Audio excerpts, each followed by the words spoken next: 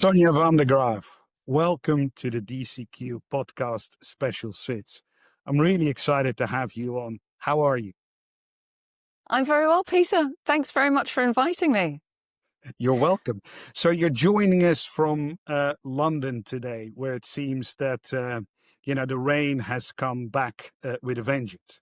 I know. It's like we have shifted from summer to autumn all in one day. It's definitely feels like autumn. I wanted to maybe start the conversation today with Australia, because I know that that's where you grew up, in a place called Brisbane. And Correct. I Yep. remember that you told me once that, you can take the girl out of Brisbane, but you can't take Brisbane out of the girl. So my first question to you is, how deep do the Australian roots run in you? Well, good question.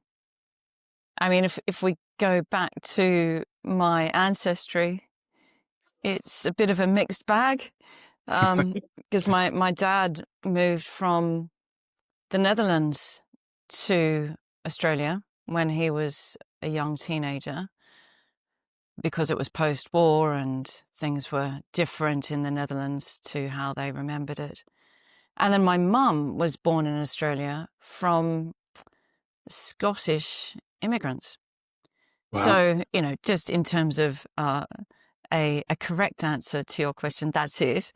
And for me personally, yeah, home is Australia. I guess I have two homes because England is my adopted home. But there is definitely, a tension within me in terms of, where do I belong? That sort of existential crisis pops up every now and then, especially with, family aging and so on. And sadly, the jet engine technology has not advanced to a degree where it's much easier to get home than it was 20 years ago. It's still a 24-hour flight, and but I tell myself it's only one day. It is. I mean, look, I'm asking the question because in many ways, your sort of, journey into the UK is not too dissimilar from my journey. I mean, you came a couple of years earlier than I did, but we've been there for a long time. Yeah. And if you're abroad for a long time, it makes you reflect on, things, where you're from and where your allegiance. So true. And for me, I told you, I think for a long time, I thought that, being out of the Netherlands where I grew up, I'd be more Dutch than ever before. But my background, my parents are Belgium. I never really got the Dutch nationality. So I got the Belgian nationality and moved to the UK and, feel more and more Dutch while I'm away. But then, the time I decide maybe I should get the Dutch nationality, it's too late because I'm just too long out of, out of the country. And actually, both my kids, my wife, both are, all of them are UK citizens, and only earlier this year I decided to become British as Oh well. my goodness. And the reason for that, is really that I feel more like a citizen of the world. And for me, London is sort of the place in the world where you can probably, feel like a citizen of the world in the best way. And since, it's located in the UK, I thought, well, look, British is probably the closest to that. So, I'm actually, feeling very British these days. And But yeah, you can keep your Belgian passport? yeah. So I got Yeah. both, which is great. That is I great. think that would not be possible, actually, if I had a Dutch passport. Then you had to sort of You have trade to it in. choose. Yeah. Well, that's great. Yeah, so that's You've great. got optionality there. I completely agree with you about London. It's a place where I think most people can feel at home because it's truly a cosmopolitan city. And that's, I guess that's why we've stayed. Also because of the work opportunities, and, it is the center of the world in terms of finance, it and New York. And despite Brexit's best efforts to ruin everything, I think we've still remained a very relevant financial hub in the world. And actually, I was just talking to a colleague yesterday about a transaction that he's been working on, and it has basically every country in the world involved in the transaction except the UK. But what law have they chosen? English law. Interesting. Because everybody likes and understands English law, and there's something about English law that I think people can relate to. So Well, it's the basis for probably a lot of other laws that the UK has influenced, not in the least obviously US law, and we'll get to that. But maybe go back to to Australia first, and your journey into, I guess, a lawyer in special sits. It didn't start off, as I understand, for you to be focused on law. You actually had your focus on music, which to me is always fascinating, because I like music, but I can't read music. I can't make music, play it, and I can't also not think in music. So anybody who has actually a real interest in music, that's fascinating to me. So it's how like a did foreign that happen language, for you? right? Music, playing the piano in particular, was like an obsession of mine when I was growing up. And I always saw myself as becoming a musician. But so I went to music school after I finished school. And the fact is that my personal disposition was not really suited to performing. I never really got over the stage fright and, feeling sick before I performed. And I just thought, well, it's probably not for me. And I couldn't envisage a career path in any other way, really, in music. So my brother was a lawyer, and I knew lawyers, and it seemed to be something that perhaps I could find interesting and do. And so, long story short, I finished my music degree at the same time as starting a law degree. And I guess I'm a bit of a hybrid. Anyway, so now music's still a big part of my life. I still, thank God for Spotify, because one can listen to music while you're working, and so that's nice. And London is obviously such a hub for international music. And is there anything in music that you've sort of found in law as well, or is law completely different?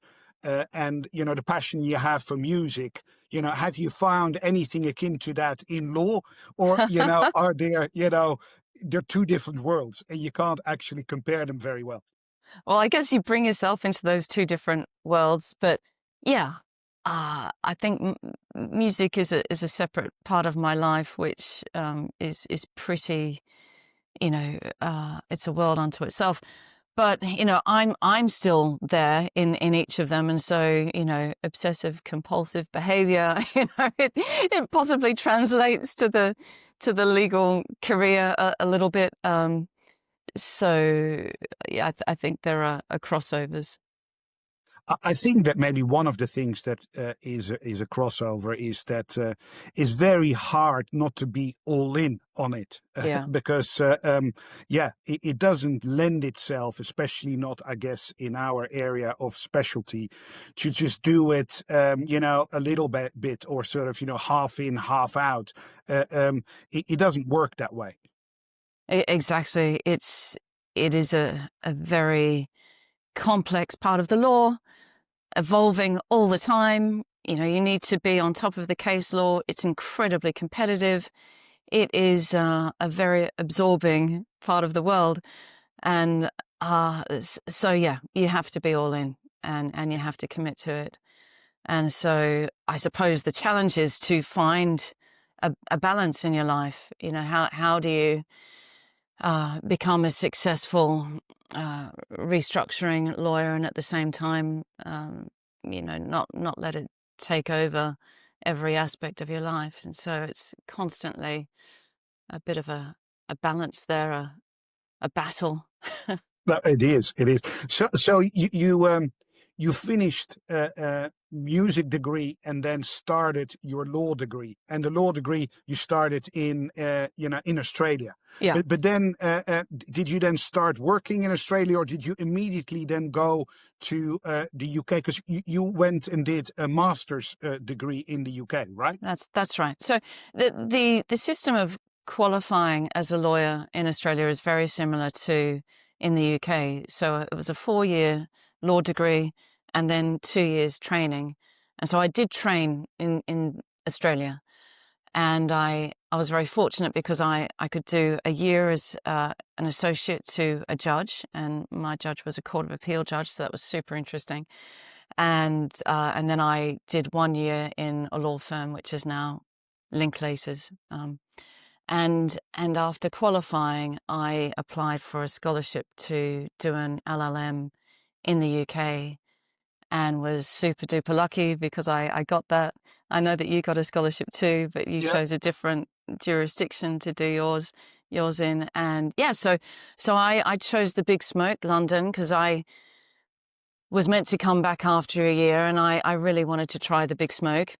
And so I studied at King's College London and did my LLM there. But the twist in the story, as we know, is that I did not go back to Oz. I chose to stay here. Yeah. But so when you graduated from law school and you got qualified, were you already sort of interested in financial distress, insolvency, or that came much later? That's You funny. were probably I did do an insolvency subject at law school, and that was optional. We didn't. I think that's really weird, right? Because insolvency underpins everything. So insolvency should be a compulsory subject, in my opinion. But anyway, I chose to do insolvency, and I really enjoyed it, and topped the class on that. But it was not something that I really thought of pursuing as a specialty in Australia, because Australia's quite a small market, and people are more generalists there, I think. you're in Sydney at that point in time, not in Brisbane, No, right? I was Or in were you in Brisbane the Brisbane? whole time. Yeah, in Yeah. Brisbane. Yeah. Okay, so that's also a centre alongside Sydney and Melbourne. Well, I think in those days, at least, Brisbane was probably more famous for its infrastructure and mining legal practice, because Queensland has huge mining reserves, and that would be what would make Brisbane famous. And so I was thinking, of perhaps going into that kind of specialty. Yeah. Yeah. And maybe also at that point in time, special sits as we know it now, wasn't there yet, and it was No. and it was very much, a bolt on to other things. And I guess you're maybe a good example of that, because once you did your LLM, you started at one of the magic circle firms, AlIen Overy, which is now AlIen Overy Shearman. And were you not starting in the banking group there? Yeah, that's right. I started in the project finance team doing banking, because the project finance team was enormous, comprising corporate as well as banking, and I was on the banking side of it. And actually, I was doing projects like the Drax power station, the coal-fired power station, and other power stations around the country and in Poland. It was super interesting. But very, very specialized. And I was working on the Drax power station refinancing, and refinancing of the refinancing, and refinancing of the refinancing for my entire 4 years at AlIen Overy. And then I felt that I really wanted a broader exposure to legal practice than what I was getting at A&O. And so I took up the opportunity to go to Bear Stearns. And Wow! So one of the big investment banks. So going yeah, in house. I went in house, And it was Wow. great because it gave me what I was looking for at the time, which was, broader practice exposure rather than just, you know, banking in the project finance field. And that was where I dipped my toe first into special situations, because I was on the special situations desk. And it was like another world, another language, all of these acronyms that I I had to learn, and the mindset of, actually deliberately investing into a problematic situation with the Looking for intention trouble. of looking for trouble. So that was a new concept. And special sits was just one of the areas that I looked after at Bear Stearns. But, as we know, because I'm sitting here talking to you, it's the one that stuck, and it's the one that, I suppose led to long-term, a long-term vein of practice for me. And so how different is, I guess, quite an, I guess, aggressive investment bank environment of Bear Stearns as compared to, I guess, the Magic Circle law firm environment? I described it as the Wild West. Especially in those days, we're talking about ancient history now, which is 2002 to 2008. That's when I was at Bear Stearns. I was there until its sad demise, but it really was like the Wild West. The guys on the trading floor would whistle to me to get my attention. Was that They would can't never do that happen? these days, right? I mean, there's Probably going to be not. an immediately big trouble if that Yeah, happens. yeah, the FCA would be onto them. But in those days, it was a little bit. Actually, we called it light touch regulation. Was the regulation that we managed to get from the FCA, which we were very, very happy about. But in retrospect, obviously, it probably should have been a bit The of a Financial heavier Conduct touch. Authority, right? Yeah. Okay. Because our positions were too concentrated in, structured finance, the good old RMBS and CMBS, which actually brought down the financial system globally. 2008. Yeah. Yeah. So yeah, I And was at the heart of that. I didn't know that you at the time. exactly. But were you, a lawyer in the bank, or were you, just another, I guess, manager, but with a legal background? I was the lawyer. Yeah. Yeah. We had a very small legal team, and we each had a particular remit. And my remit was transactional, to help the business guys basically emulate the business lines that we had well developed and matured in New York, which was the head office. And so the goal was to replicate those for the European market. And so together we developed these products. And my job there was on the legal side, and it was to never ever say no, we can't do that. It was to always find a path to yes. And I mean, I don't think that's controversial, but I understand that there's been a bit of an issue with legal in-house sometimes, that they're an obstruction to the business, and that's certainly not how I see the role of legal in-house. It's to work alongside the business guys and figure out how you can get to achieving what they need to achieve. And the fact that this was, headquartered a US, investment bank, and in the US, lawyers are much, in a much different way than, I guess, in the UK and Europe, a part of business, right? You don't go Yeah. anywhere without a lawyer. So does that help you if you're actually in-house a lawyer, that actually, the people from the States, the headquarters, are much more used to lawyers Yeah. and therefore use them probably also better than, maybe on the other side of the pond? That's a really interesting point, actually, and definitely true that the status of the in-house lawyer in a US investment bank is pretty high. And we felt that crossover into the UK because, the paradigm was the way that it was done in New York.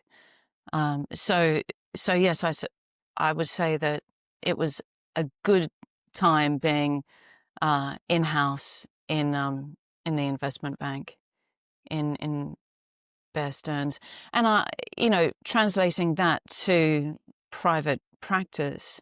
Since leaving Bear, I think there's only been one situation where I have not been in a US-centric law firm, and that's not by mistake, that's by design, because I think, at least in our world, restructuring and special sits, New York is where it all happens, right? And we get so much inspiration from that jurisdiction. And I think the mindset of doing business in the way that they do it is infectious over here. And you definitely feel like you're part of, the center of the universe if you're working for a US firm. Yeah. And so the US, I guess, is also the breeding ground for the new players that we got in the market, the distressed market, Yeah. right? The hedge funds, but actually the proprietary desks of the investment banks were also very much, a new breed as compared to, I guess, the relationship bankers that you had in the UK and Europe. So you were in a US investment bank. Did you, experience that different vibe, the different sort of, way of doing things that comes from the States and obviously, has found its way into the UK as well? Yes, for sure. I mean, it's a very business-oriented mindset, the States mindset, and very much, you know, fast operating. And you referred to that in terms of proprietary trading, and that's where I was exposed to a lot of proprietary trading in Bear Stearns, and the way that they run their book of business and the balance sheet. And it's a very annualized form of thinking, because the balance sheet runs from December to December, and the banker's bonuses is determined within that 12-month period, and then January rolls over and you're starting all over again. And so it's a lot of pressure. And I think that the lifespan of an investment banker is pretty short because of the pressure, and traders the same. And obviously, I think that the US market is so big and so liquid that being here in the UK, you do feel like little brother. It's a tiny market. I think I was looking yesterday, actually, the market cap of Nvidia is bigger than the GDP of the UK. I mean, that's mind-blowing. That is mind-blowing, isn't it? Yeah, that is mind-blowing. And that says something about, the way in which business is approached over there. They've just got so many vertical lines of business, which we just wrap up into one line over here, I think. So I think the challenge for the UK and for us as practitioners is to stay relevant in terms of, being a hub for Europe still, being the gateway for Europe. Brexit obviously didn't help with that mindset. But I still think that the language that we speak, not only literally, but, figuratively with our New York counterparts is helpful, because I think that we can translate what they are looking for easily with our European counterparts, especially, with Chapter 11. Sorry, just, Chapter 11 is obviously the inspiration for our restructuring plan, and WOA in the Netherlands, and so on. So I think we've been inspired by Chapter 11 for a longer period of time with the scheme of arrangement. I think the scheme of arrangement, in terms of its mindset, is very similar elementally to Chapter 11. And so, yeah, I think, when the hedge funds and the vulture funds, as they call them, the terrorists, as Judge Peck called them famously in Lehman, piled into the UK in 2008, and the fallout of the GFC, we were really fortunate to get an insight into the way that they think about making money. And I had never really been exposed to that before. I mean, I guess I had a little insight into it with Bear Stearns, but when the world order broke up in 2008 and we saw the New York funds coming to the UK and trying to get their heads around English law and French and German and so on, and asking us to translate and push the envelope with our European counterparts and help them provide advice that they found commercially helpful rather than just a PhD thesis on, legal theory. It was a very special time. Definitely. So being in-house, within Bear Stearns, do you have you lessons learned from how to actually package your advice? Because you were actually a recipient, I assume, from outside counsel coming in with advice that you actually needed in order to advise internally to the clients. And sometimes, a lot of the times, the outside counsel, doesn't know how the advice that they provide is actually used by the client in-house. But you were in the middle of that. What is it that you sort of found helpful, and what is it that you found unhelpful from outside counsel? That's such a good question, because when you're in private practice and you only know the way that you do things or the way that your law firm has taught you to do things, it's quite a myopic view of the broader legal market and the quality of product that is out there or lack of. So yeah, being there and seeing all of these different styles of legal advice was a real privilege. And obviously, if you're in-house in a bank and in the position of providing digestible advice to your business guys, then the best starting point for doing that is to have an outside law firm provide you with very commercial advice. So, obviously an executive summary, just tell me the answer and in 3 or 4 bullet points why that is the answer. And then, then you have the leisure of reading the detail behind all of that. But I have learned that, from that experience and also going forward, that 95% of the brain damage in giving legal advice is in that executive summary. That's where the rubber hits the road, because that's where your judgment and experience comes into play, and where you really, truly apply your mind to the question that you're being asked. And if you can't do that, then, you may as well just ask AI to do the work for you.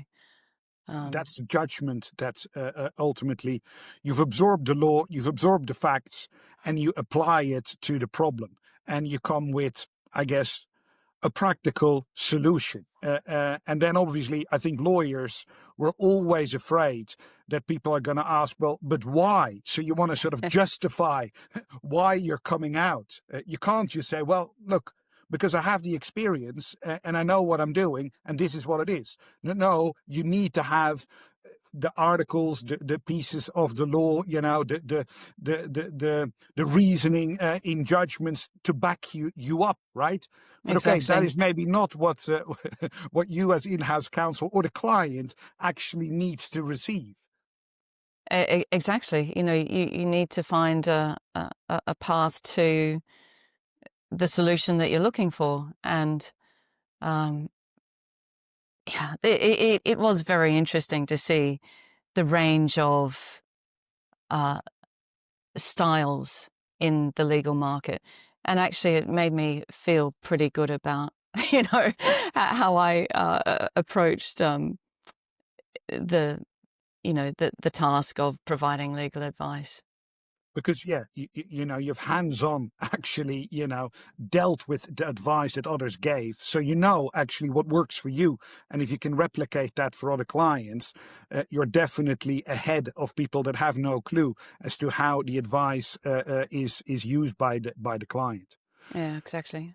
So what happened then? Because did you see the great financial crisis coming, or how did, because obviously Bear Stearns was right in the middle of it, and it seemed from the outside at least to happen all so fast. Yeah.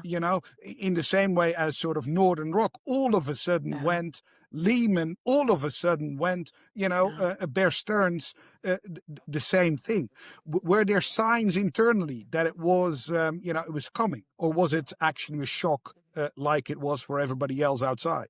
Yeah, it was both. And what's that Ernest Hemingway saying, how did you go bankrupt? And the answer is slowly at first and then really fast. And yeah, the canary in the coal mine for Bear was when we needed to draw down on our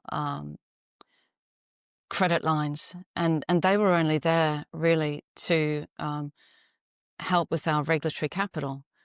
Regulatory capital required us to have some credit lines that, in the event that Armageddon happened, we could draw down on them. We never ever intended to, but I think we're talking about August, September 2007. My boss came to me and said, those 2-page credit agreements that you drafted, could you just go to the banks that provided them and tell them that we need to draw down on them now? And we're talking about billions of dollars. And so I must say that was a heart-stopping moment, because that was putting these loan agreements that I'd drafted, which, were really theoretical, to the test. And, I remember sitting in the boardrooms of these commercial banks. I won't name them, but the commercial banks that we had as our lenders, saying, well, we don't want to lend the money. But anyway, in the end, thankfully, we did get the money. We were able to draw down on these credit lines. And that really should have been a big red flag, right? That was, holy heck, the world as we know it is changing. But, the capacity for denial in these situations is pretty strong. And you convince yourself that, it'll be fine, we'll grow out of this, and it's just a hiccup. But not 6 months later, and we were on the verge of filing for bankruptcy. And, had it not been for JP Morgan coming to the rescue, we would have filed for Chapter 11.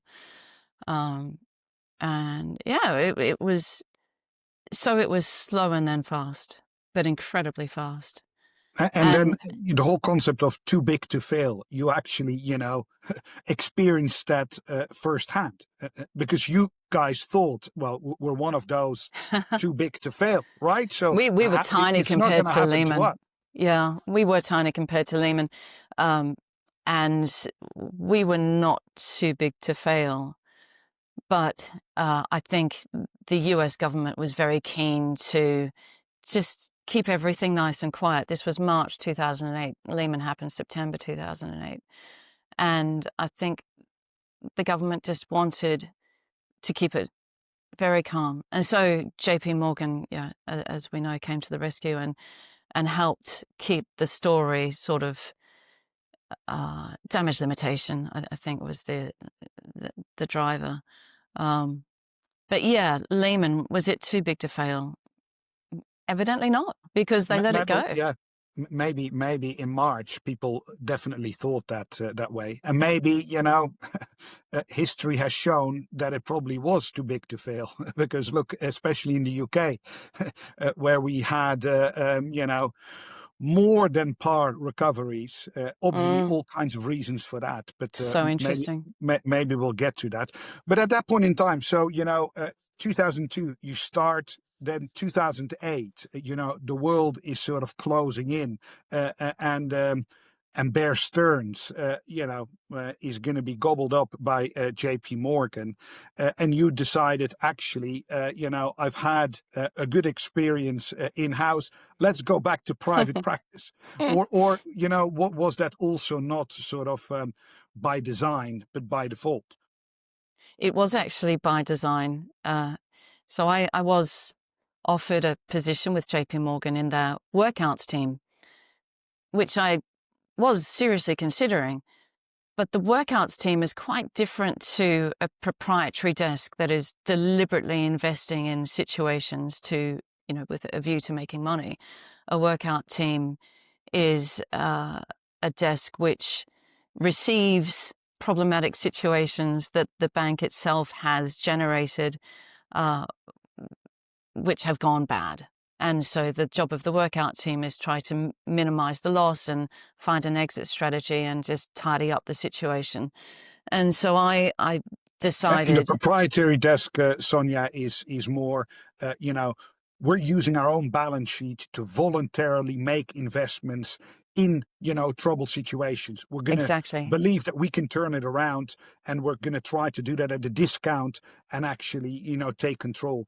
That's a totally different way of dealing and being in special sits. The one is, I want to be there, and the other one is there, I'm involuntarily there, and you need to basically minimize the loss and, hopefully get as much recovery as possible. Completely different dynamics. Yeah, that's exactly right. So I guess that the summary of that is the proprietary one is active, the workout one is passive. It's responsive rather than reactive rather than active.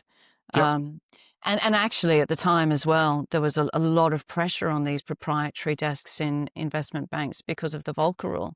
The Volcker rule had come out and said, well, because of what's happened, we're going to limit the extent to which banks can do proprietary trading. And so that world had changed very quickly.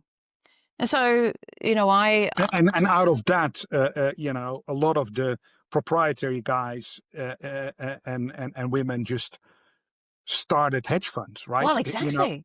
So you put them from somewhere and they go somewhere else.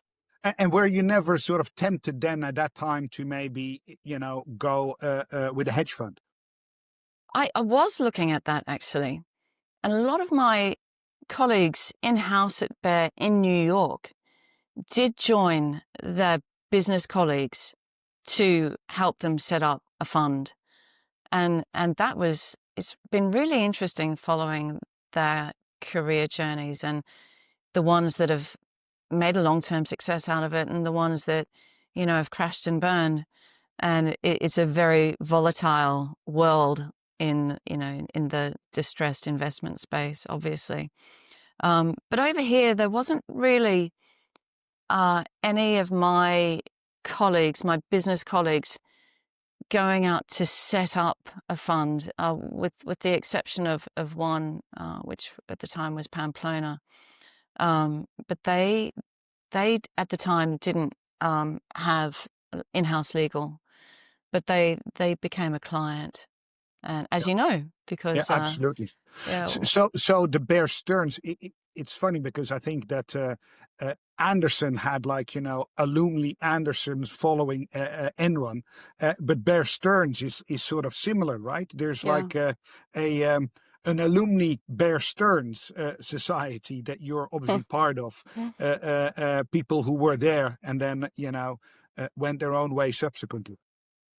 That's right. And this alumni society, we get together and play poker once a year.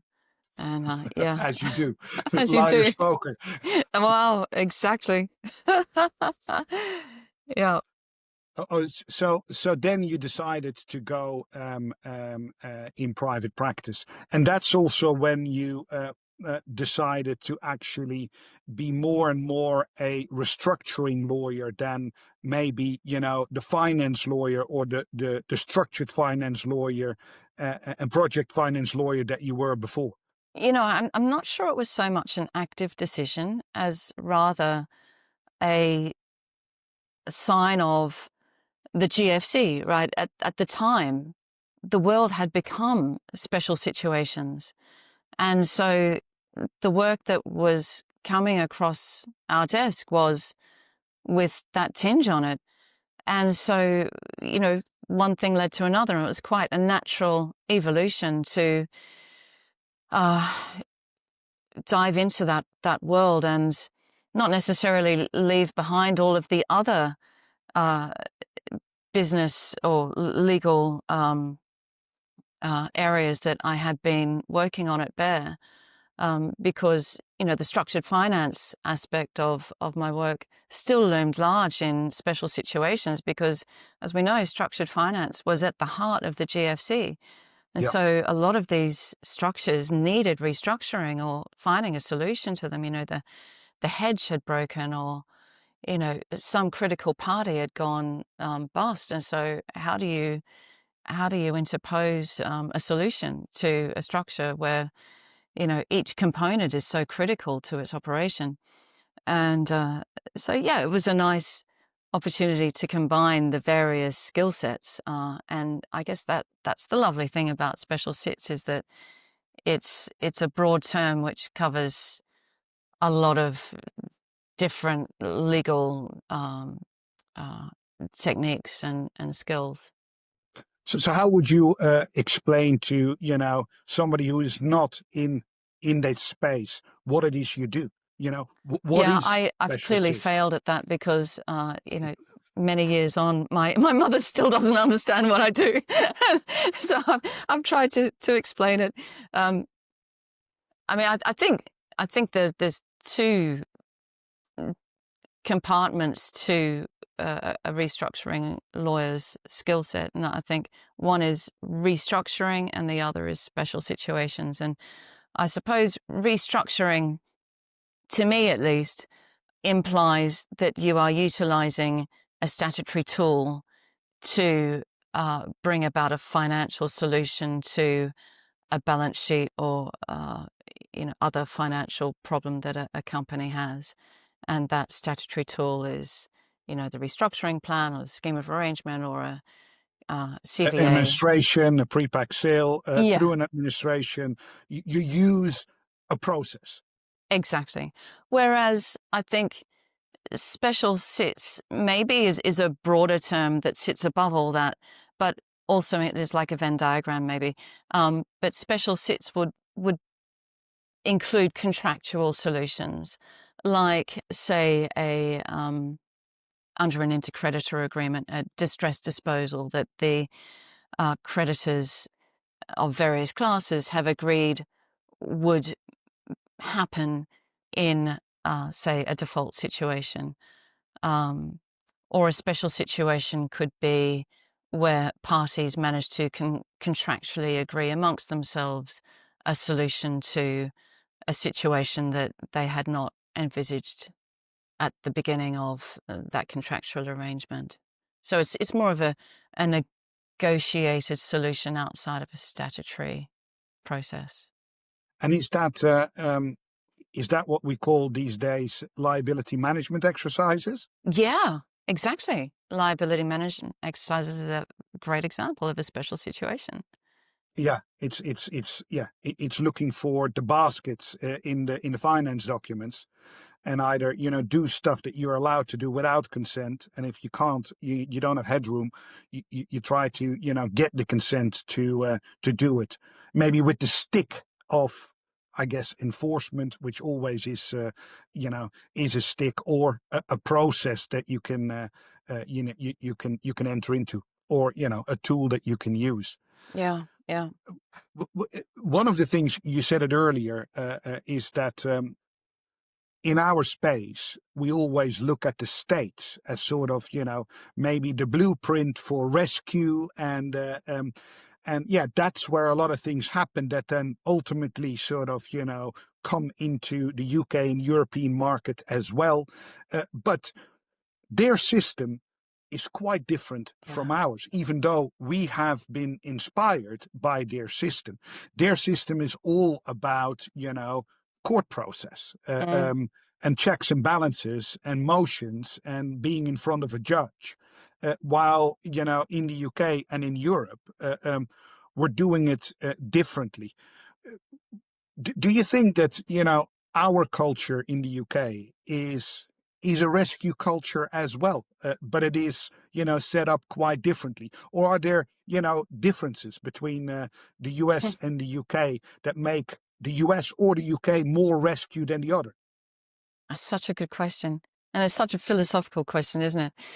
Which, yeah, we could really mull over for hours and hours. But We got yeah, the time. in the time that we have here, um, I think what we have borrowed from the US fundamentally is a mindset of rescue rather than punishment, right? So in the olden days, we know the Charles Dickens novels where debtors' prisons loomed large. And I mean, what a crazy idea that if you couldn't pay your debts, you were thrown into jail. And I don't know, how are you meant to pay your debts if you're thrown into jail and lose the means to earn an income to repay I guess everyone? others that care for you will have to sort of step up so Yeah, that you can be released and be bailed out. It's yeah, almost like you're taken away so that others who care for you are incentivized to do something to get you out. I mean, I don't know, but yeah. I yeah, think that's exactly right. What a terrible society. Whereas in the States, it was almost, the old adage, it's a badge of honor to fail and then succeed. And I think Chapter 11 was this example of that mindset whereby you could, instead of having to pay your debts as you had agreed, all of a sudden you had this piece of legislation that said, well, we're actually going to negotiate a solution. And, that $100 that you promised to pay, well, we're all in it together and we're all going to find a solution. And if you can pay 70, then, you can live to die another day and dust yourself off.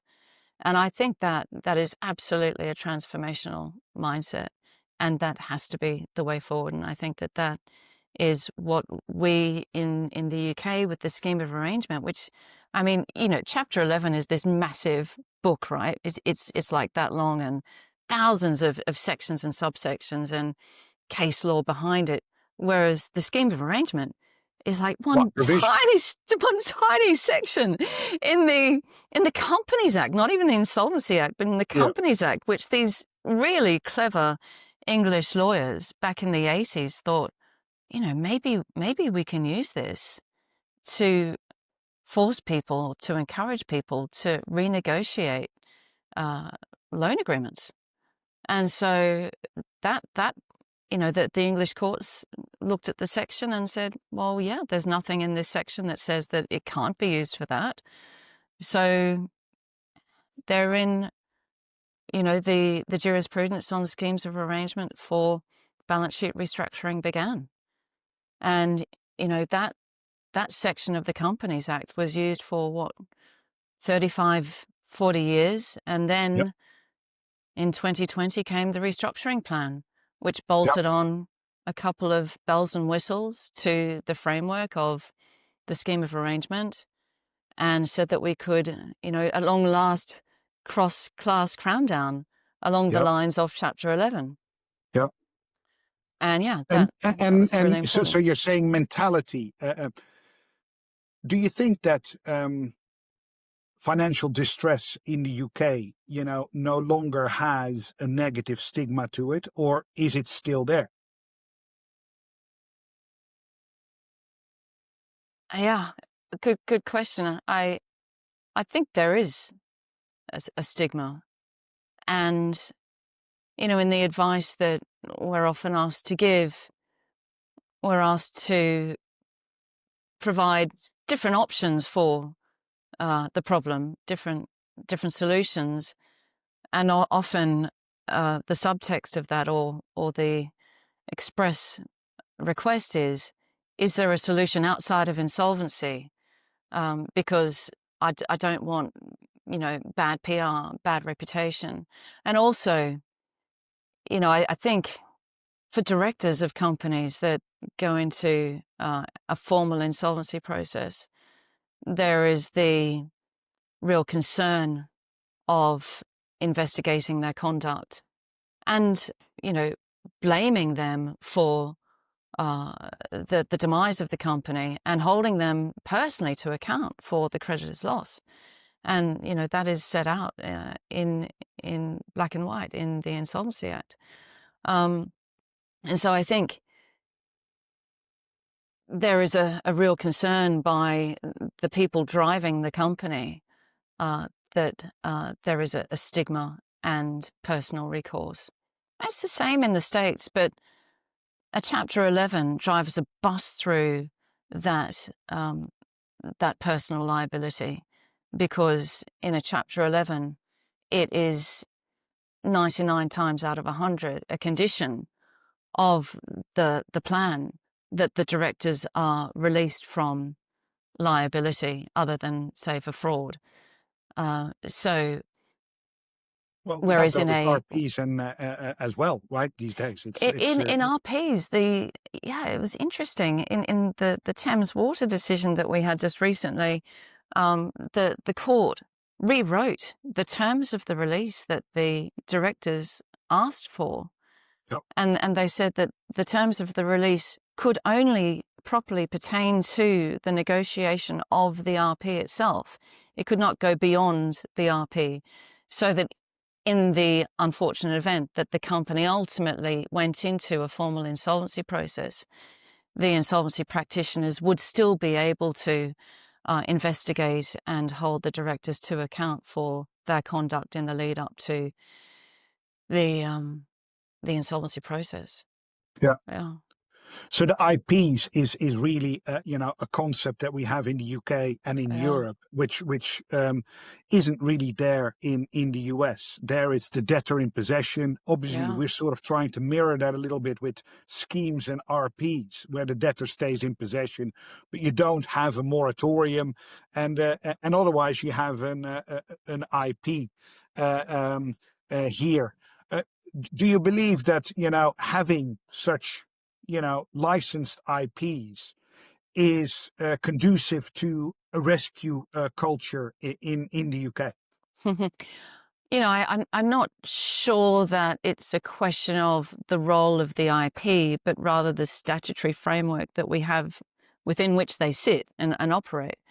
So, the concept of administration, which is still alive and well today, is, well, it grew up because it was a tool which was meant to be used to help the company to get back on its feet. So, it's one of the preconditions to the directors filing for administration that, I think that the first priority is that it will help the company return to a going concern. Yep. And I think you can count on one hand the circumstances in which that goal, that first priority, has actually been achieved in the entire history of the law of administration. So I think that administrations, which is the main proceeding in which IPs are involved, does not fulfill that function. But I think it's because of many more complicated factors than the role of the IP. And I think the role of the IP is very distinguishing, as you identified, to the US process. It's probably unique to Europe. And I think it's very valuable because it takes a situation which is very difficult away from the directors. And it almost, it must be such a sigh of relief, as well as a point of feeling of failure, I suppose, by the directors when the IPs take over the running of the company, with all of the powers and privileges that brings to the IP. So they are the most they are the most important player in a formal insolvency because they have all the Absolutely. powers. Yeah. Yeah. Yeah. While in And the it's, US, it's probably, it's the debtor's counsel. And to a certain extent, it's also the judge, right? Because the judge yeah, has a lot to say as well. While, our judges have definitely a role, but it's a different role from the US role. very different. And, there's been so many cases where the IPs have applied for some advice from the court, and the court said, well, you've got the power to do this. You go and do it. We are giving you the commercial discretion to exercise these powers. Go away and do it. And the court steps away and hands back the power to the IP. But yeah, the court is there as a backstop, I suppose, for the IPs to just check in and make sure that what they're doing is okay. But very, very different dynamic, isn't it? I mean, So if you then zoom out from, because we're talking about mentality, I mean, one of the big things, the questions is, well, how do you approach quote unquote failure, right? Because you need to have challenges in order to sort of progress, learn lessons, and yeah. ultimately succeed. But we're in a society where, the focus is all about success, and still, I believe, in the UK and in Europe, failure is not necessarily perceived in the same way as in the US, where if it hasn't worked the first time, you're at least gained some knowledge and have another go. While here it usually is, well, look, if you do something and it doesn't work out, you're sort of tainted. But can you have a clean slate and have another go? Well, I guess that's where the schemes of arrangement and RPs come in. Yeah. Unfortunately, yeah. If you can avail yourself of those solutions, then you can dust yourself off and try and make another go of it. So I think that we are evolving in our mindset to that more entrepreneurial attitude of doing things, but it is perhaps not so much in our DNA as something that we've learned. Yeah. Yeah. So maybe go back to, end of Bear Stearns, you started Brown Rudnick. We have an opportunity to work together in restructuring. And yeah, the great financial crisis and Lehman provides a lot of opportunities. One early, big case where you got, heavily involved is Eurosale. Yeah. That was, Eurosale was great. that was also, related to Lehman, wasn't it? It was. It was a residential mortgage-backed securitization that had what they call broken because Lehman was the hedge provider, and there was a default, and that resulted in default. And so the question was whether or not the issuer was balance sheet insolvent, because if it was balance sheet insolvent, then it would change the waterfall in favor of the counterparty. So we were acting in favor of the person who said that the issuer was not balance sheet insolvent, despite the fact that the hedge provider was no longer viable. Whereas the other party was saying, well, of course it's balance sheet insolvent. There's no way that the issuer, on the balance of probabilities, will be able to repay its debts as and when they fall due, or it's balance sheet insolvent. It's a slightly different test. Anyway, it it resulted in. But the obligations were, far in the future. Exactly. Right? They were 35 years out. Exactly. 35 years out. And long story short, the court held that the issuer was not balance sheet insolvent because it was too soon to say whether or not, the currencies would perform one way or another. And it all hinged on US dollar, euro, and sterling. And so that is still the seminal case on balance sheet insolvency test in the Insolvency Act. Yeah, so that actually went to the Supreme Court, and then another big one you got involved in was the waterfall litigation in Lehman, which again is such an extraordinary I guess way that an insolvency can go, because we're talking about payouts that actually should never occur in a real insolvency, which is why it created so many new questions, and we were everybody was paid already fully, also interest, and how we're going to actually, we still have money to give out. How do we give it out? It was so fascinating, wasn't it? Because our clients had bought into these claims at what I think in the beginning about 8 cents in the dollar. And then I think the average purchase price was 15 cents in the dollar. And they ended up getting paid $1.63 or something crazy like that. So it's like the trade of the century for sure. That was an amazing case which went on and on and on forever. And I think I'm not involved in it anymore, but there are still remnants of it yet to be determined. Yeah. And that's where we asked the court, or the administrator asked the court for advice on, or directions on how to apply the money.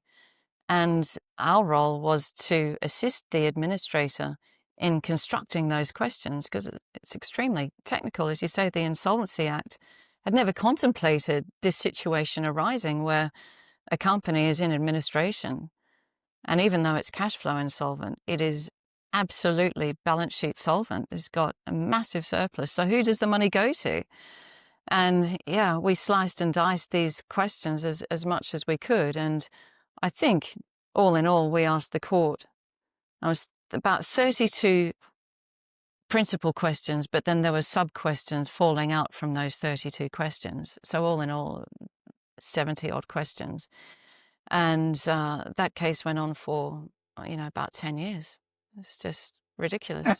And do you think that something like the great financial crisis can ever happen again? Because obviously that's the $64 million question, isn't it, for us? When's it going to happen again? Well, I don't know. Maybe with the tariffs and the geopolitics is sort of a whole different way of going about things. Yeah. But I guess with the great financial crisis, you were already alluding to it. It was very much structured products that basically, went wild, I guess, and all of a sudden, reality caught up with it. But as a consequence, there was a lot of regulation for banks subsequently. So are the banks now in good shape? And actually, the banks are also, replaced by distressed investors as the main players in and the credit funds and the credit funds in restructuring. So has the great financial crisis in the end been, quote unquote, a good thing to sort of clean up the banking system, and it will not happen again, and life is sort of moved on, and as players they've been to a large part replaced, or is that too simple a way of looking at it? Gosh, it's complex, isn't it? I mean, just picking up on a few of those points, and obviously we think about this all the time, don't we, in our working lives? Where is the next canary in the coal mine going to come from? And I think, absolutely, that the banks have been regulated and over-regulated, and Jamie Dimon said to the Biden administration, do you want us to actually be profitable, or do you want to keep strangling us? And I think that's just pointing to the fact that they are extremely regulated now. But when you squeeze one part of the toothpaste, all of the juice comes out another side, and that's where we've found the rise of the credit funds, because they don't have the same constraints as the banks. And there's, thanks to quantitative easing, there's all this credit awash in the system, has to go somewhere. So somebody's going to find a use for it. And hence the rise of everybody, who used to be an investment banker is now in credit funds. And so I think instead of having a centralized form of credit where everybody, had that friendly bank or that nasty investment banker, we now have these decentralized credit funds, thousands of them. But I don't know what the total amount that they have put to work is, but it's an enormous amount of money. And I do happen to know also, I'm sure you do too, that a lot of these credit funds who are telling everybody that their balance sheets are squeaky clean and that, they have a lot of discipline in their lending, they are quietly on the sidelines looking for restructuring professionals in their ranks now, because, maybe the covenants aren't being met anymore. Maybe there is cause for concern. And I mean, just to call out Jamie Dimon again, JP Morgan wants to have a piece of this credit lending, direct lending as they call it. And he said that there is huge concern in the system about the quality of the loans that these credit funds have been writing. So I think we are going to see cracks in that part of the ecosystem. But whether or not it gives rise to something like the GFC on such a global structural scale, I'm not sure. No. And I mean, now geopolitics has a huge influence on business generally, including our business. And I guess law firms need to sort of decide to what extent they're involved or not involved in the political part of it, especially the very big shops. Or should they just be neutral, right? And just, deal with it as it comes. I guess, private credit in the same way. If they have the opportunity to attach conditions to their financing, there could be political motives behind that as well. Do you think that, the law firms and the credit funds are sort of becoming more and more, or should become more and more political, or are we just staying in our lane and, we're, service providers?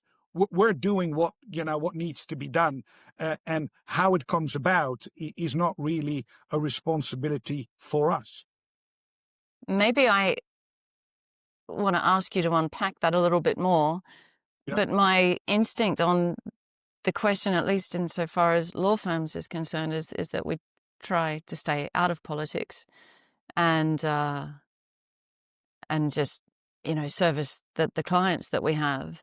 Obviously, sanctions has reared its ugly head in the last 5 years, especially, and I think sanctions has put a real spanner in the works for a lot of law firms who focused on a certain part of clientele in terms of where they were located geographically, and they've had to reinvent themselves or move.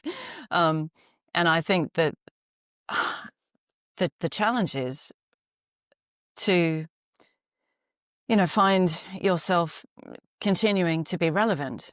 Obviously there's sanctions against Russian entities, and in Europe and the United States, we are prohibited from acting in those situations. But a lot of that work has obviously gone elsewhere because the entire world has not sanctioned Russia. And so those parts of the world that have not are obviously thriving in terms of picking up the slack from where we've just let it go. And obviously that's a very, very political issue. And, it's beyond my pay grade to comment on, Yeah. the goodness or evil of the government's decision on that. But, we have to stick in our lane, as you term it, and provide advice where we can. There's one sort of, concept that has become toxic in itself, which is DEI, right? Yeah. Diversity, equity, and inclusion, which has been around forever. We have never really always called it that way, but it's always there, right? And I wanted to ask you. The special sits, environment 30 years ago when I started was very much, white, male, older people that sort of, dominated that space. It has changed over the last 30 years tremendously, I think. But, you've been around, as a woman in that space, and more women are around. But, they're still a minority.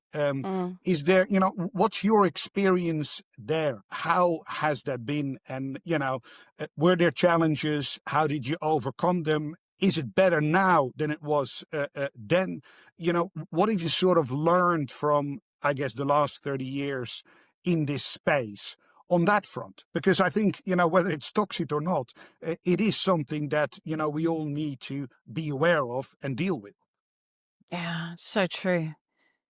Gosh, I mean, that is such a big topic, isn't it? And yeah, you're right.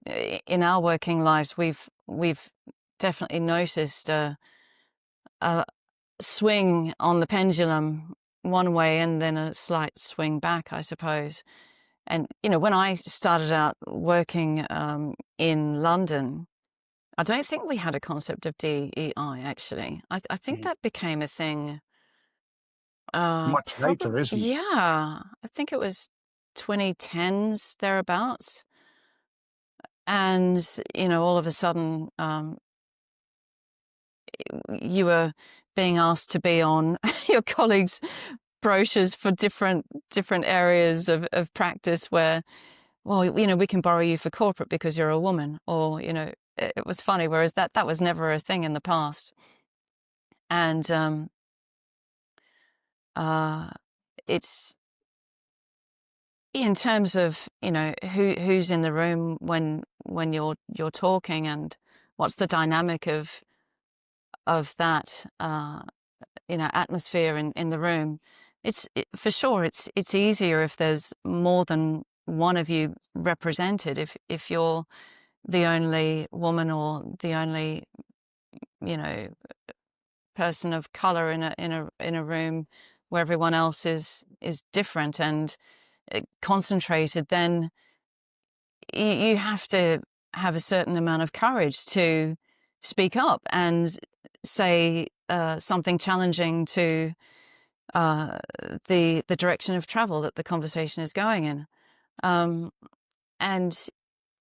one observation I have is that I think in special situations advisory, there is a very good representation of women now, and certainly more than when I started. However, in special situations investment, putting money to work, there is a very small representation of women. And I find that interesting. And why is that? Is it because it's such a commitment to live that life, putting money to work? Because, the traditional remit of a woman just can't really operate at that level of the industry. I don't know what the answer is, but it is definitely an obvious observation that there are hardly any female investors in our world. There's obviously a lot of, just in terms of advisory, It probably starts out being 50-50 men and women, and then towards the higher end, who's going to stick it out? Probably men stick it out more than women do, I would say. But there's a So much, at the much better partner level, representation. and that's what you mean, right? So Yeah, yeah. yeah, the senior level, on I, either the advisory side or the legal side, financial. Yeah. exactly. Financial advisory and legal side, we are much better represented than we used to be. But still less represented. I'm not sure what the percentages are. But we have developed some pretty good industry groups supporting us. For example, IWIRC. I mean, it's amazing. IWIRC is So IWIRC probably stands for International Women in in Restructuring and Insolvency Confederation or that's something it. like that, Yeah, right? Yeah, yeah, exactly. that's it. And it's a global confederation, started in the States, and now I think it's pretty much on every continent, and very well attended. And it comprises advisors only. So, the accountants and the lawyers. And it's an excellent forum for discussion and support and information sharing and networking, Yeah. which I think is at all levels, junior and senior, very popular. So I think that's been incredibly helpful. But day to day, when you started and continue today, because you sort of you survived. Yeah. Were there certain obstacles that are memorable that you faced that you sort of had to overcome, and how did you do it? And would it be easier now to do it than it was then? Well, I'm not conscious of any obstacles being in my road because of me being a woman. I'm certainly not conscious of that. In fact, I feel that I've been quite supported by colleagues and peers and so on, in general, and perhaps because I'm a woman. So, maybe I've had an unfair advantage. Wouldn't that be funny?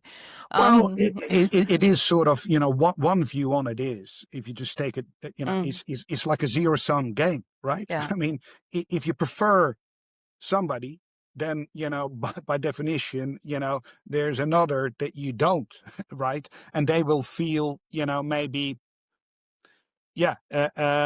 sort of collateral damage for something, yeah, because why me, yeah, right? I had an experience when I was a student. I was heavily involved in youth against racism. In Rotterdam, we sort of went out and did all kinds of hands out. There was demonstrations and what have you, and there were some black people in there as well who talked with me about it, say, look, it's great that you're doing this, but you're choosing to do this now, right? You go home, you go, you do your life, and you can decide when you're going to be active about this and when not. But for me, every day I go outside, whether I like it or not, yeah, I have to deal with it. It's a constant. You don't know, because you're white, so yeah. you don't know. And I guess in the same way, I'm asking you because I'm a man, and I know I'm a man, and you're a woman, and every day you need to deal with that. But that is not something that has been a constant battle, even if you didn't want to deal with it. No, obviously there have been life choices, right? And choices that perhaps I've made because it would have been difficult to navigate, you know, working life, had I made other choices, right? To your point about the demonstrations, I think everybody benefits from having allies, right? So, you're not pretending to be the guy who's suffering the discrimination, but you're trying to step into his shoes and empathize and provide support. And I think that's surely important. Yeah, definitely. But it is, you can decide when you're going to do that. The other person can actually not decide when they're going to do that. It's just there all the time, right? Yeah, That's a big thing. So yeah, it's a difficult one. How have you actually been able to organize your life in such a way that you can also do something outside of, the profession? Or is the profession actually, you identify yourself as, a lawyer in special sit because that's most of the time what you do? So for me, it's been really important to have other aspects of myself, and I published the book last year, and that was something that was really important to me to do, because otherwise, you get to the end of your working life and it's like, oh, well, what do I do now? How do I reinvent myself? So I think for me, it was important to is important to try to live on parallel lines slightly. And so carve out time to do the things that you really, really want to do. And perhaps, reflecting on certain things that I've regretted that I haven't done, and try to, ensure that I don't have those regrets going forward, in other respects. So yeah, for me, So maybe just in October last year, you published The Painter of Seville. I've read it. Fascinating book. And, amazing to imagine that a lawyer has written that, because, it's as far from legal as you can, imagine. And it's set in a completely different time, the Renaissance in Spain. And it's a fascinating story. yeah, and maybe that's the counterpoint to my working day, to my normal life, is that, to do something creative, for me at least at that point in time, required immersing myself into a completely different world. And so, Yeah. yeah, you've just described exactly what that world is. And perhaps, a bigger challenge would be to try to immerse yourself into a creative world that actually intersects with your real life a little bit more. So, why couldn't one write a book or a screenplay about, working as a lawyer, and try and make that super interesting? But I think it's, for me at least, it was difficult to try to combine the two worlds, real life and fiction life. It's just easier to disengage completely from real life and immerse yourself into a fictional world. So that's the 16th century, and it's about a female painter. Uh, um, that's actually, coming to think of it, how many really well-known female painters are there that you can, just mention? Uh, I, I was faced with that question when I was actually watching Frida, the movie about Right, yeah. Frida Kahlo, which is one of those, one of the few, to be really honest, because if you try to sort of list the number, not easy to do. No, it's so true. There's a book recently written called Art Without Men. And I think it's to challenge a book which the history of art without men, and it's to challenge a very, very famous book called The History of Art. And the original book, The History of Art, I think did not have one female painter in there, whereas the challenge to write The History of Art Without Men was to write a book only of female artists. And actually the book's pretty big. Oh, wow. She undoubtedly did a lot of research, because you're right, it doesn't just trip off the tongue, does it? Can you mention many 16th I can, century? but I'm completely ignorant in the, Yeah, in that space, to be really honest. And, I'm not sort of apologizing for it, but it is what it is. it is Uh, what it is. Yeah. there's limited capacity. The cloud is sometimes full and it needs to, refresh itself. And, there's. We need to go to the edge. That's where it's all Exactly. at these days, isn't it? It's on the edge, not in the cloud. Exactly right. Yeah. Yeah. But yeah, definitely a recommendation to read it. I will, put a link to it in the notes so people can have a look. But yeah, that is great that you actually find the opportunity to do that alongside, I guess, the demanding job that you have most of the days. It's engross yourself in a time that's completely different from this time. But as people will read, there are obviously themes that always come around, no matter what the time is, right? Because we're human beings. Exactly. Yeah, the human And story we tends haven't to repeat changed, itself over and over again. biologically that much over Yeah, time. it's so Technology true. has come, but some of these instincts have remained. If you look, at your career so far, have you along the way set yourself goals and then sort of achieved them, or have things happened, in a less structured way? Mm, yeah. To what extent have I sort of passively just gone along or actively tried to steer it? Maybe it's a combination,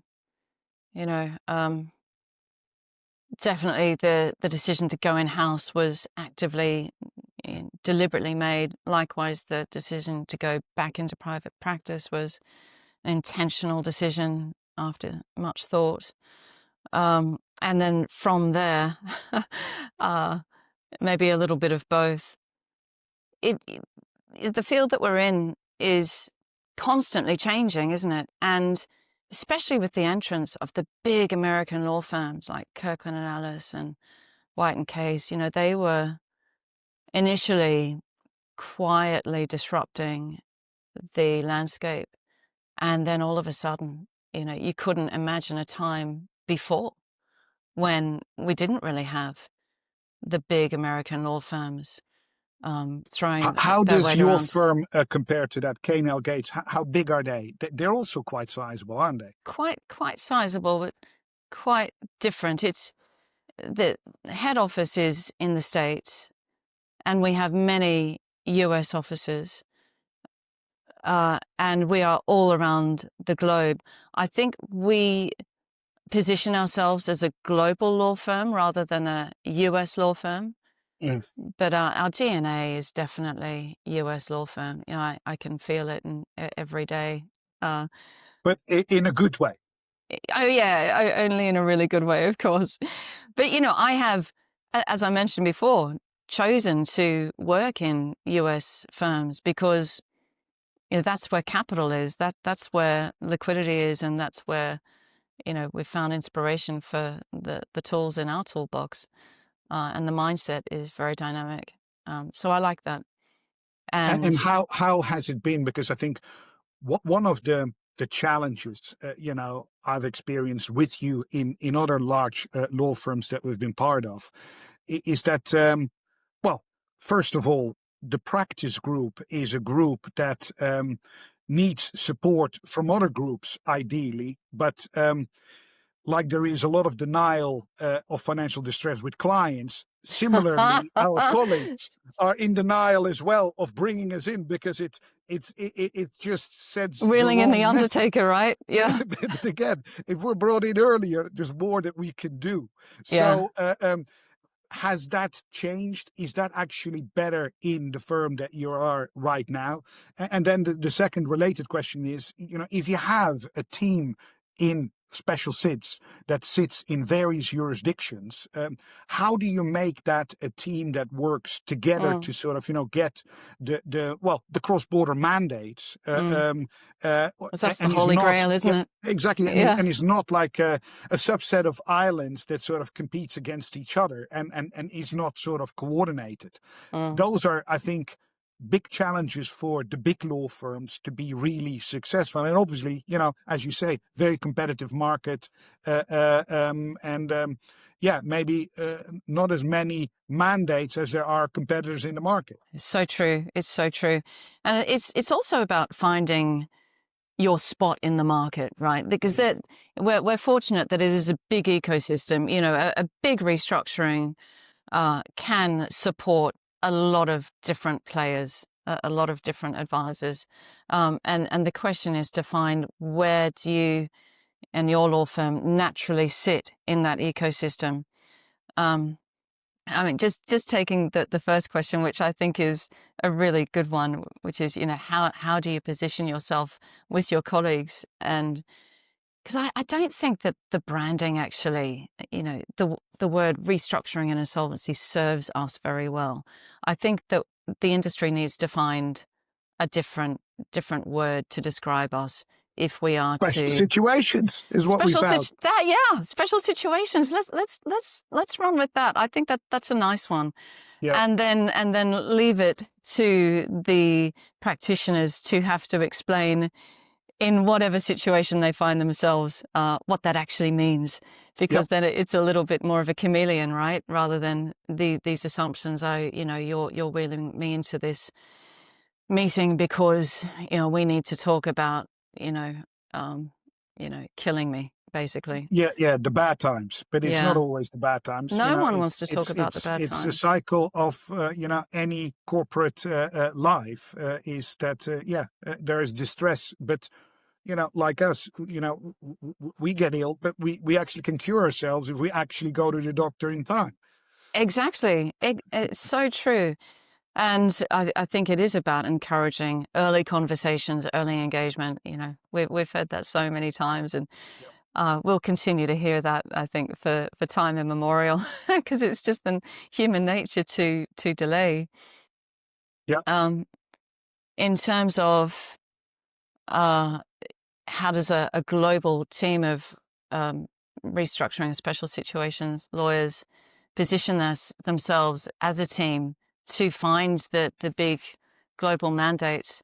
I do think it's probably even more than just a team effort for the restructuring and insolvency lawyers themselves, but as you alluded to before, it is truly a firm team effort.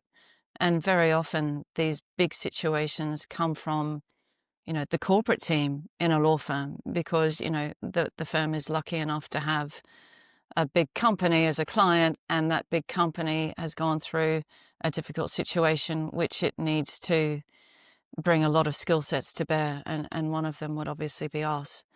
And if it's a global company, then you can bring your all of your colleagues to find that solution.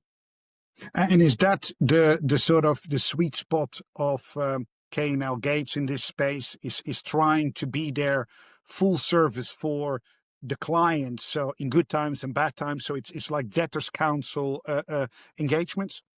Yeah, for sure. That is definitely one string to the bow, and then the other string to the bow is, every practice group needs to stand alone on its own 2 feet and endeavor to bring more to the table than just itself. But we're a community of lawyers, and we need to be mindful of growing the pie, right? And so for sure, my remit and my colleagues in restructuring, insolvency, and special sits remit is to find mandates in our own world, and mandates that we can work on with colleagues in different practice groups as well. So it's everything. It's everything everywhere all at once. Yeah. And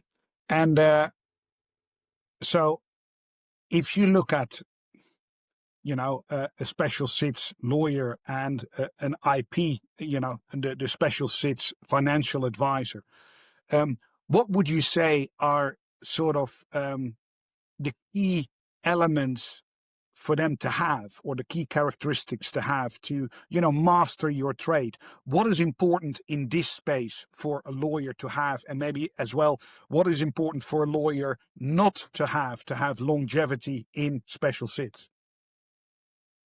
I think, a lot of it is about having really good relationships with people in your ecosystem. And, that goes beyond just the working day. It extends to knowing each other pretty well. And I think that in my observations of successful people, that is where the rubber really hits the road, is where people have gone to great lengths to develop these relationships of trust, and not just with clients or IPs, but with your colleagues, your peer group. And that's where IWIRC and INSOL International, come in. yeah, ILA, you've been president of the ILA in quite an interesting time, just when we came out of COVID, isn't it? yeah, that's right. 2022, 2023, Yeah. which is so ILA being the Insolvency Lawyers Association in the UK. Yes. So yeah, you're right. All of these organizations, which we're so lucky to have at our fingertips in our industry, they help us to develop really strong relationships, which extend cross-border and within our own jurisdictions, and within our own legal peer group, and beyond our own legal peer group. So I think we're really fortunate and probably quite unique in that regard. And how would you compare them? them? ILA versus IWIRC versus INSOL International. I mean, there are overlaps as well, but They obviously really overlap. there are also more emphasis on one thing in one organization than in the other. Yeah. So INSOL is obviously the first and foremost a cross-border focus, and I think it's a platform for knowledge sharing, education, and networking amongst the professionals.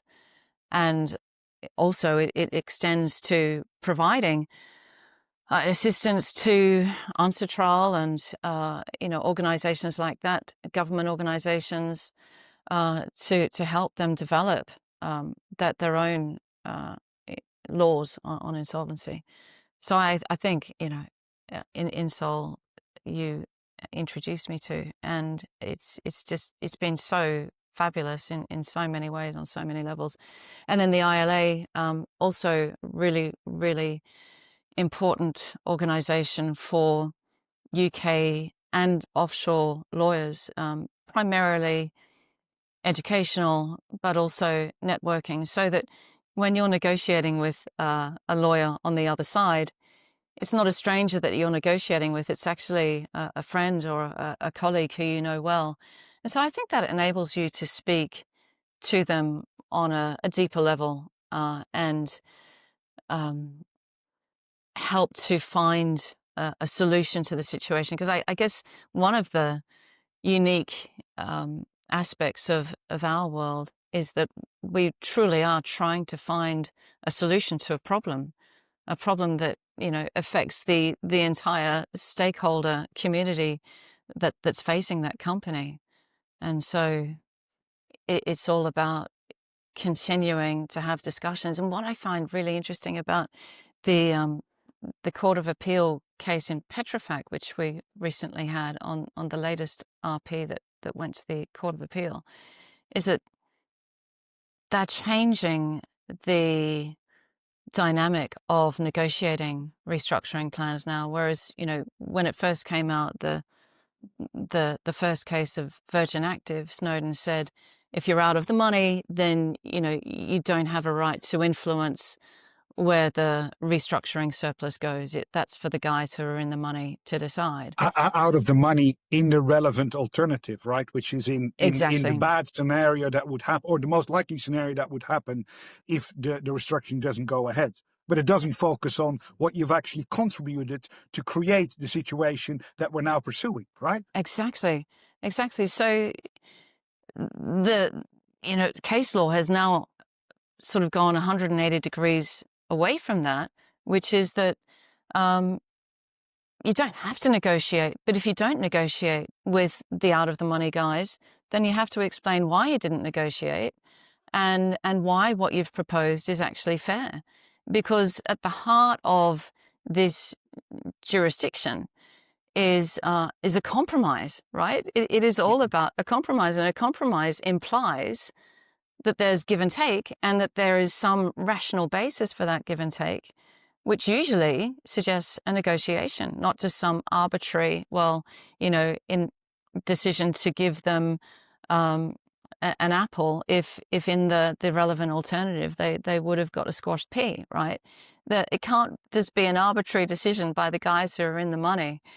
It's evolved away from that. And I think I mentioned that in this context because I think that we are going to have to talk more and more to one another in these big negotiations, in these big restructuring plans, because that's now been recognised as And being early on, critical. because you need Early to on, you need to front load your process so that you yeah, can actually explain to the court what you've done and what the issues are, right? Because exactly. So I you think the can't set piece is, ambush the judges with a burning platform that needs a decision, and then we saw Leach in Thames Water in the High Court, coming with, what is it, 170 pages in a week's time. That yeah, is amazing. it is amazing. It's crazy, isn't it? But So it's much also pressure. ridiculous. Yeah, it's also ridiculous that Yeah, happens. yeah. Anyway, and I mean, look, what's going to happen with Thames Water? Are we still going Mm. into, a special administration after all? That would be, unfortunate to say the It would least. be very unfortunate. I mean, after all that money spent on trying to find a solution, Yeah, quite apart from the broader consequences. yeah. Yeah, yeah, an absolute disaster. So ILA is like barristers and solicitors in the UK, and then offshore as well.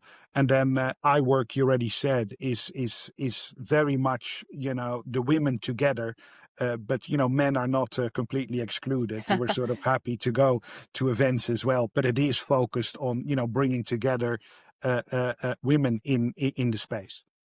Exactly, exactly. Yeah, Yeah, so there's something for everyone, and then there's R3 and various other specialty organisations within our community which you can get involved in, and yeah. you could spend your life on the conference circuit in our world.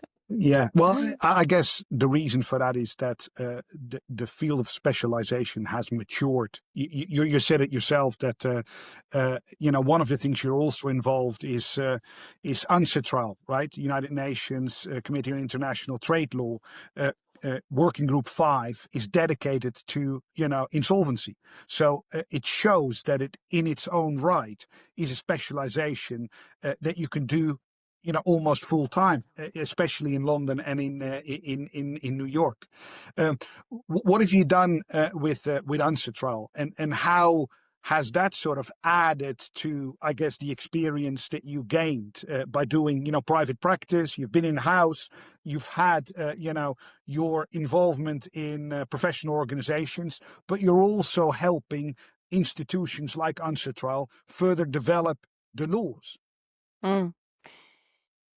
Yes, actually, my involvement with UNCITRAL was through IWIRC, and IWIRC has a seat at the table advising the delegates, the governmental delegates, on various aspects of the discussion.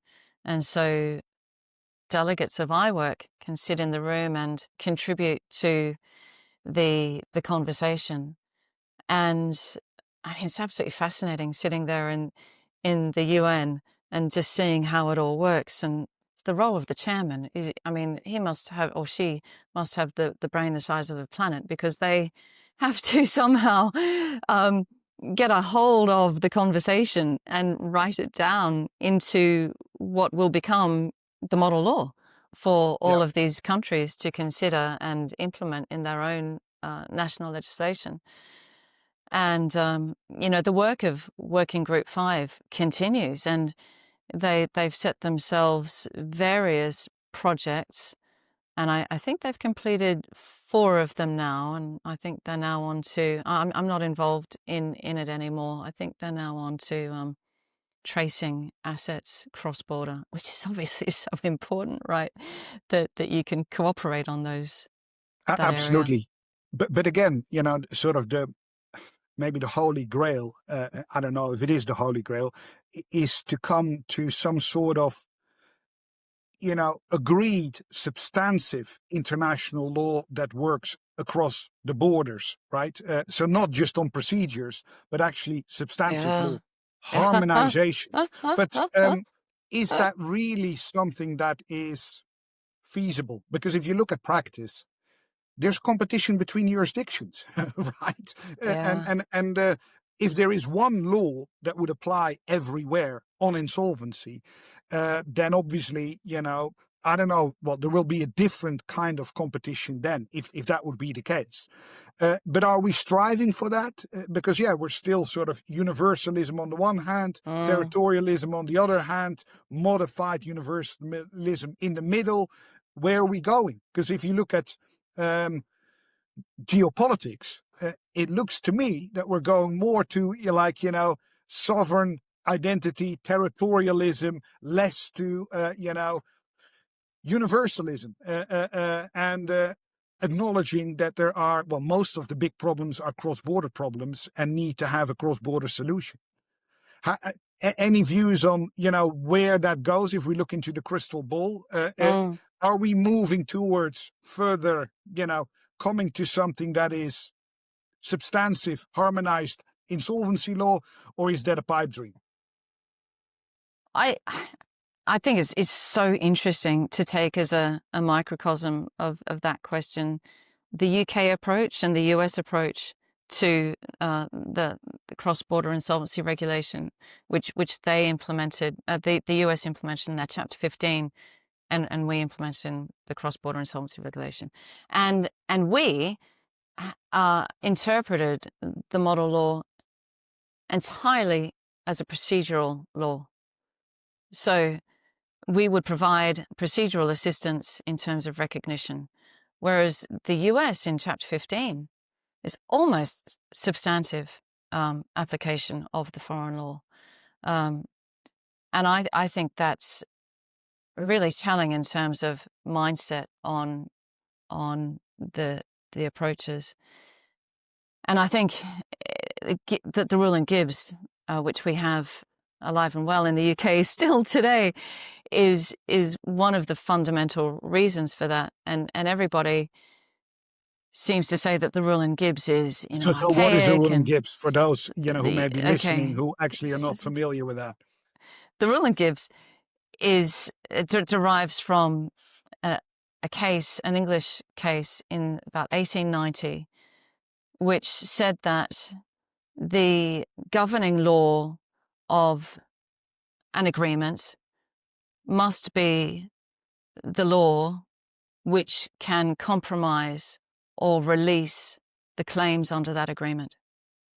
So if you have an English law agreement, then only English law can be the law which is effective to compromise or release the claims governing under that agreement. The rule in Gibbs says it's the same with French law or German or US, right? It's just a rule of cross-border ramifications.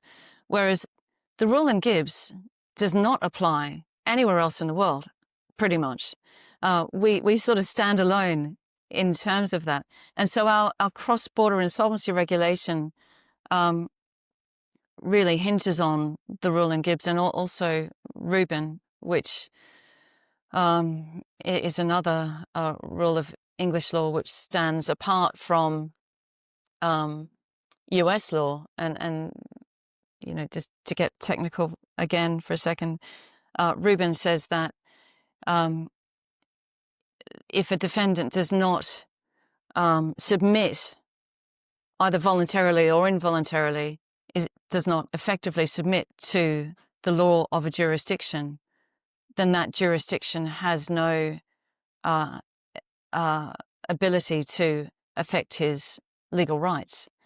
And so we have English people who will especially not submit themselves to the jurisdiction of the US courts by not engaging with that legal process, not going to the United States, and trying to insulate themselves. And that's the same with the Gibbs rule as well, right? Obviously the Gibbs rule doesn't apply if you actually have engaged with, the foreign bankruptcy that ultimately discharges your that's obligations true. under Yeah. the agreement, then you cannot say, well, actually, it's English law, because then, English law says, well, once you have submitted to the jurisdiction because you've submitted your claim, you've gone to court, whatever, then the You've result basically of waived that, those rights, haven't you? You've exactly, waived those exactly. special rights. But, Yeah, but okay, if you know that, then you can, a sophisticated player can play the game of exactly. not submitting and then holding out and trying to, obstruct a Yeah, otherwise, comprehensive and supported agreement, restructuring agreement that was sanctioned somewhere else, but all of a sudden doesn't apply to me because, I exactly. have English law and, you can't release my obligations. It's truly an island unto itself, literally and figuratively. Yeah, but anyway, to not get bogged down in the technical detail and to try to respond to your philosophical question, I think it'll be super interesting to see whether or not the US courts continue down the line of that, substantive application of a foreign law under Chapter 15. So, Yeah. will they actually apply Mexican law going forward under Chapter 15? Maybe not. Mm. Maybe Yeah. we're going to see some chipping away from that. Yeah. Well, it's interesting. I give a class on the global insolvency practice course on the model law on cross-border insolvency, which is obviously the model law from which Chapter 15 and from which cross-border insolvency regulations, they've adopted that in the UK and the US jurisdiction. And we do that with somebody from the US, myself from the UK, and then somebody from Singapore. And Singapore, piggybacks sometimes to, on what the UK does and sometimes what the US does. I think That's convenient. the big lesson that we have is, the whole idea behind the model law is that you have predictability, right? Therefore, you should make it as uniform as possible. But obviously practice shows that each jurisdiction has a tweak here, interprets a term that is the same, slightly different, and before you know it, you thought you had a uniform law that is predictable, but actually it's not predictable because you need to know in which jurisdiction you're actually going to apply it. If it's in the UK, it may mean something completely different from the US. Forum shopping. Well, forum Yeah. shopping, but okay, that makes our, I guess, practice also quite interesting, right? It does. It's not boring. We've looked at, your sort of journey into special situations. We looked at what it is that, has changed over the time that you and I have been in practice. Big changes have happened. If we're looking at the crystal ball for a moment and we look going forward, what do you think, is coming down the pike? Everybody is obviously talking about AI, but are there other things that, are changing in our profession that, going forward will have an impact? And how do you see your own role in practice going forward? I think you've just hit the nail on the head. And how do you have a discussion like this without talking about AI? Because AI is going to be massive. It's going to be the disruption of our generation. And I think we're going to see legal advice change. And I think it's going to change in multiple ways. For example, clients are going to come to us with different questions and at different times of, the transaction than they would have in the past. I think they're going to use AI themselves to But they already have the educate answers themselves. before they come to us. Yeah, they're like, everybody's a real estate agent, right? They know the market better than the real estate agent because, they're all surfing Rightmove. But yeah, we're going to find clients who have researched the question on AI and won't want to come to their lawyer for that basic level of work. They're going to come to us at a stage where a much more sophisticated, pointed end of the arrow, I think, a much more mature start of the process, much later down the line. I mean, we already saw that with, the distressed funds who spend their entire life understanding insolvency law, right? I mean, sometimes I think that the distressed funds, The client, yeah, was smarter than the lawyer that they hired, or at least they yeah. thought they were. Yeah. So they're very challenging clients because they're so smart and so well versed. But I think we're going to find your average client pretty well versed on the law now. Simply, whatever way they get their hands on the AI tool, they will, whether it be the law firm that provides it. And I think the challenge for a law firm will be to make the client stick, right? What do we provide now that other law firms don't? And I think we need to get ahead of the problem, not the problem, the technology, the challenge that New faces. tool in the box. Yeah, and Because is it a and tool, you think, or is it actually more than a tool? I think it's a great assistant. I think it's an incredible starting point. So instead of spending hours researching a question, you now have the ability to have a starting point within about 3 minutes, and from there, you flesh it out. I think another challenge is going to be, juniors. Yeah. How do you educate the next generation? Yeah, How, because at least we have an instinct for, whether or not the AI has begun from the right starting point, and whether or not its logic makes sense. And we already know a lot of the cases and blah blah blah. So I think we are well positioned to benefit from AI as an extra tool in our toolbox. But yes, I think it's going to be difficult for juniors. and I think part of the practice and the culture has been that, especially with, I guess, the traditional law firms and maybe the sort of mammoth law firms that we have these days, even more so, is that the leverage model of law firms is that a lot of the education of junior people is basically paid by the client, right? Because it's Right. part of what you learn on the job and how the leverage applies. Is that going to change, or does that have to change? Because clients will say, well, we're not going to do that anymore. I And think then it's if that already is the started to case, how change. do we then Yeah. educate? Do we need to have 3 years of law school? What do you need to learn in law school? Yeah, existential questions, Yeah. and we probably don't have time to cover it now. And I'm not sure I know what the answers are, because it's such a fast evolving issue, isn't it? And we're all learning to use it in Yeah. different ways. Yeah. But I do think if we just approach it from the point of view of it is just another tool in the toolbox, I think that's a healthy way to to start. But then you are going to get firms who really use it as a commodity to sell to clients, and that will be a game changer, I think. And AI is going to become judges as well. Probably assist judges. I mean, Assistant. why would they not use it to assist their job? Yeah. You In the know, same way as it assists us in private practice. yeah. And I remember at the beginning of the internet, it's like, oh, should we use the internet in our work? Should we use, these extra tools? Well, why not? I mean, ultimately, you always have to go back to the source, which is, the case law, but you can use it as a tool.